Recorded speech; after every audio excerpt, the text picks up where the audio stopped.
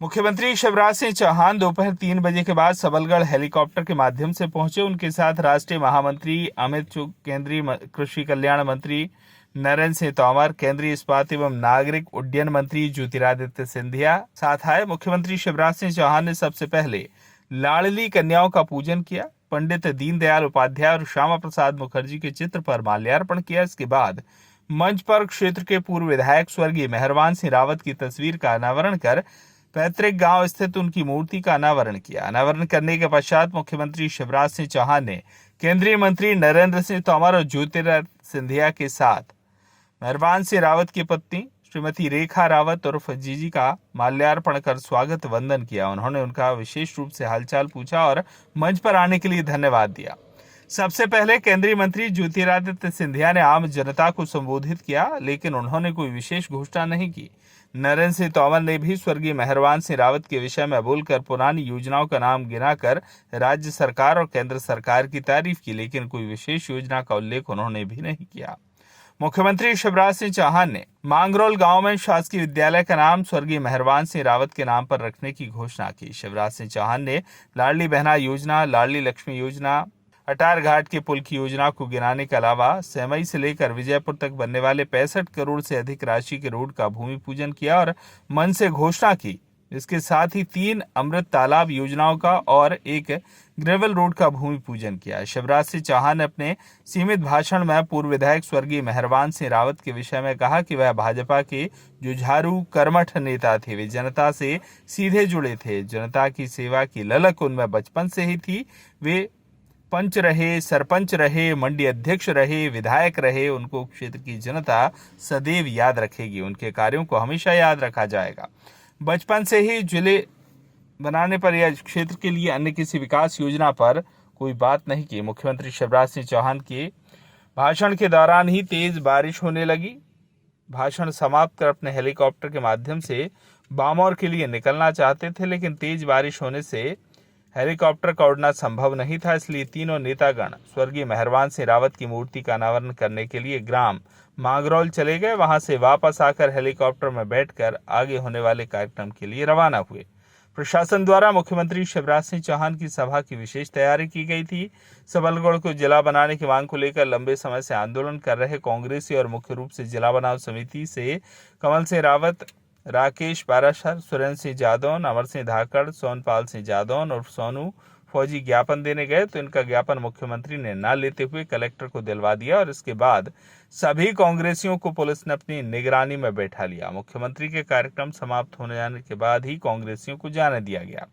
इस कार्यक्रम में भारतीय जनता पार्टी के प्रदेश कार्य समिति के सदस्य कैलाश मित्तल, प्रदेश कार्य समिति के सदस्य जनपद अध्यक्ष सुनीता अतर सिंह रावत, नगर पालिका के अध्यक्ष सोनीराम धाकड़, गिरिराज दंडोतिया, मुंशीलाल खटीक सहित जिला प्रशासन और स्थानीय प्रशासन समस्त आम जन नागरिक मौजूद रहे। सभा के उपरांत वर्षा होने के कारण पूरे सभा स्थल पर और आसपास अफरा तफरी मच गई। लोग कुर्सी, बोर्ड, बैनर को तहस नहस कर बारिश से बचने और अपने आप को ढकते हुए दिखाई दिए। मंडी प्रांगण से निकलने में भयंकर जाम का सामना करना पड़ा। खास बात यह रही कि मुख्यमंत्री के सभा स्थल से निकलने पर राम मंदिर चौराहे पर कांग्रेस विधानसभा अध्यक्ष अभिषेक पचौरी, जिला कार्यकारी अध्यक्ष जगदीश प्रसाद बंसल द्वारा गद्दार सिंधिया वापस जाओ के नारे लगाए गए, जिस पर इन 4 कांग्रेसियों को पुलिस ने गिरफ्तार कर लिया। कुछ देर बाद मुचलका पर छोड़ दिया। आज समरगढ़ के लिए एक बहुत महत्वपूर्ण दिवस है, जब हमारे मुख्यमंत्री हमारे समक्ष हैं और जिस समरगढ़ के साथ सिंधिया परिवार का एक पारिवारिक संबंध क्या है, खून का रिश्ता है, और जनता को मैं नमन करता हूं। आज हम मेहरबान सिंह जी को याद करते हैं, एक ऐसे सिपाही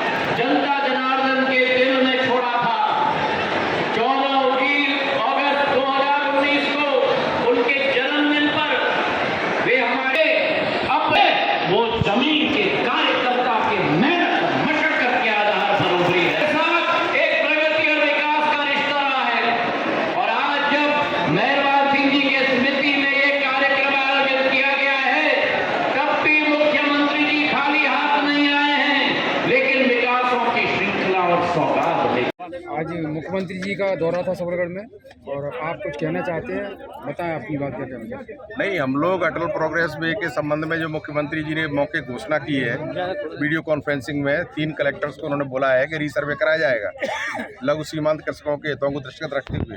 उसके संबंध में आज हम माननीय मुख्यमंत्री जी को ज्ञापन दे करके ये कहना चाहते थे कि आपने जो मौखिक कहा है उसका लिखित आदेश 3 महीने गुजरने के बाद भी नहीं हुआ है, इसलिए कम से कम लिखित आदेश तो जारी हो। जब तक लिखित आदेश जारी नहीं हुआ तब तक रीसर्वे की कार्रवाई कैसे होगी, इस संबंध में हम ज्ञापन देना चाहते थे। दुर्भाग्यजनक बात ये रही कि वो आज हम लोगों के बीच में नहीं आए, लेकिन हमने प्रशासन को ज्ञापन सौंप दिए हैं और हम लोग इसमें 8 महीने से आंदोलन कर रहे हैं। आगे भी हमारा आंदोलन जारी रहेगा और हम सरकार को सही न्याय के लिए और किसानों की मांग के लिए बाध्य करेंगे, ये हमारा कहना है। तिवारी जी संघर्ष करो। क्या कार्यक्रम है आपका? आगामी कार्यक्रम क्या है? आगामी कार्यक्रम हमारा ये है कि हम किसान सब इकट्ठे होंगे, हमारी किसान महापंचायत होगी 22 तारीख को और उसके बाद आगे के लिए आंदोलन का निर्णय करेंगे। प्रशासन द्वारा जनता की समस्या को लेकर आकर जो टाइम दिया है उसमें प्रशासन ने जिस तरह की हठधर्मता बरताई उसका हम पहले तो हम उसकी निंदा करते हैं। दूसरी हमारी जो समस्या आती है जिसके बाद प्रशासन खुद स्वीकार कर रहा है कि आपकी जायज़ मांग है, नंबर 1 सबल जिला बनाने की, नंबर 2 शक्कर कारखाना को चालू जो मुख्यमंत्री ने मौखिक घोषणा की है उसमें अमल नहीं हो रहा है। तीसरी हमारी ये है कि डबेरा से जो बाईपास जा रहा है जो खेतों में होके जा रहा है, हमारा ये कहना है नहर पे होके जाना चाहिए। बाकी कई रेलवे से शहर में पानी भर रहा है, आवागमन प्रभावित हो रहा है, वहाँ फाटक बनाए जाए, हमारा निकास के लिए पानी की व्यवस्था की जाए। इन मांगों को लेकर हमने संघर्ष किया है और हमने ज्ञापन दिया है, आगे इसके लिए संघर्ष भी करेंगे चाहे प्रशासन माने या न। आज जो मुख्यमंत्री जी का कार्यक्रम था सबलगढ़ में और सुनने में आया कि आपकी तरफ से ज्ञापन दिया गया, किस विषय में दिया गया बताएं। हमारे मध्य प्रदेश राज्य कर्मचारी संघ की तरफ से सबलगढ़ तहसील इकाई के द्वारा कर्मचारियों की विभिन्न मांगों के संबंध में एक ज्ञापन माननीय मुख्यमंत्री महोदय जी को दिया गया और उसमें हमने कर्मचारियों की जो लंबित मांगें हैं जैसे कि पुरानी पेंशन बहाली का सबसे प्रमुख मुद्दा है, क्रमोन्नति का जो मुद्दा है और वरिष्ठता नियुक्ति दिनांक से वरिष्ठता का जो मुद्दा है और पदोन्नति के आदेश जारी किए जाएं, ये कुछ विभिन्न मांगें हैं जो काफ़ी समय से लंबित हैं। उनके संबंध में हमने अपना ज्ञापन आज माननीय मुख्यमंत्री जी को दिया। सबलगढ़ में पधार रहे हैं उनको ज्ञापन देना चाहते हैं। उसमें हमारी मुख्य रूप से 3 मांग थी।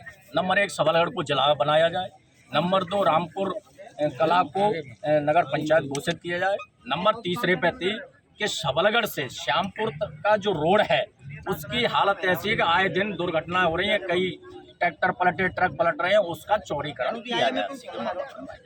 इन बातों को लेकर हमने और हमें सुबह तक ये आश्वासन माननीय एसडीएम महोदय जी के द्वारा ये दिया जा रहा था कि आपका हमने सूची में नाम जुड़वा दिया, आपको 5 लोगों को प्रतिनिधिमंडल को मुख्यमंत्री के सामने ज्ञापन दिया जाएगा।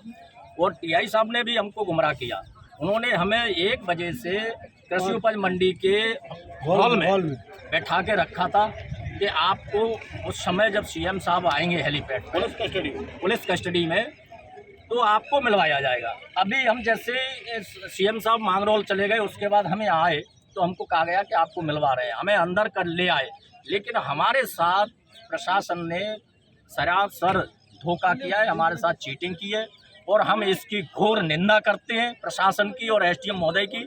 और आगे भविष्य में इस तरह का हम उन पर विश्वास नहीं करेंगे, हम सरकार का विरोध करने नहीं आए। कैसे आप ज्ञापन देने वाले थे? शांतिपूर्ण बिल्कुल हम गांधीवादी तरीके से, हम गांधी विचारधारा के लोग हैं, हम कांग्रेस के लोग हैं, गांधी के अनुयायी हैं। हमने ये लिखित में उनको दिया कि हम शांत प्रिय तरीके से बिना किसी के हम मुख्यमंत्री जी को जनता की आवाज को, जनता की पीड़ा को हम वहाँ तक पहुँचाना चाहते हैं। जैसे आज अटल एक्सप्रेस से हमारे किसान पीड़ित हैं, उनको भी 3 घंटे से वहाँ विश्वास में रखा गया, उनकी लाखों एकड़ जमीन उसमें जा रही है, कुछ जमीन अभी उसमें डीआरडी में चली गई, बच्ची कुछ इस अटल एक्सप्रेस में जा रही है। इस तरह से सबलगढ़ का किसान पूरी तरह से त्रस्त है और अगर यही हरकत रही तो ये मैं आपके चैनल के माध्यम से कहना चाहता हूँ कि भारतीय जनता पार्टी का कार्यकर्ता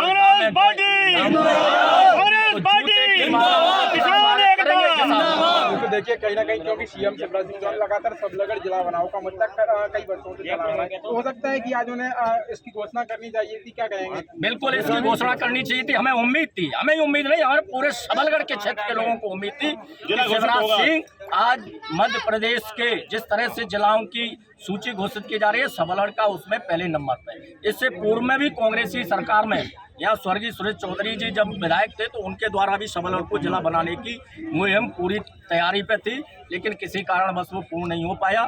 तो आज हमारा ही नहीं, जनता के विश्वास के साथ माननीय भारतीय जनता पार्टी और उनके जो कर्मचारी है और जो उनके प्रशासन के लोग हैं, जो आज भारतीय जनता पार्टी का काम कर रहे हैं खुल्लम खुल्ला। गिरफ्तारी भी हुई कांग्रेस में?